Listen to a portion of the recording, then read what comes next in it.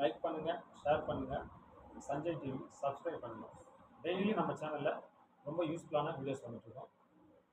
இன்றைக்கு நம்ம பார்க்குறது 10ஆம் வகுப்பு தமிழ் 9வது இயலில் வர ஒருவன் இருக்கிறான் அப்படின்னு சொல்ல ஒரு சிறுகதை.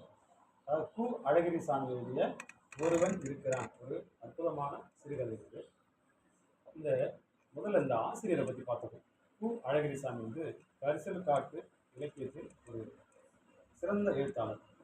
அந்த கரிசல் காட்டு இலக்கியத்தினுடைய மூத்தவர்னு கூட சொல்லலாம்.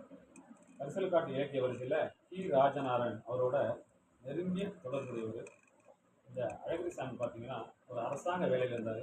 அந்த அரசாங்க வேலையை ராஜினாமா செய்துவிட்டு பின்னால் எழுத்தே தன்னுடைய முழு பணியாக செய்து கொண்டிருக்கிறார். அவரோடு எழுதிய ஒரு அற்புதமான சிறுகதை தான் ஒருவன் இருக்கிறான் என்று சிறுகதை.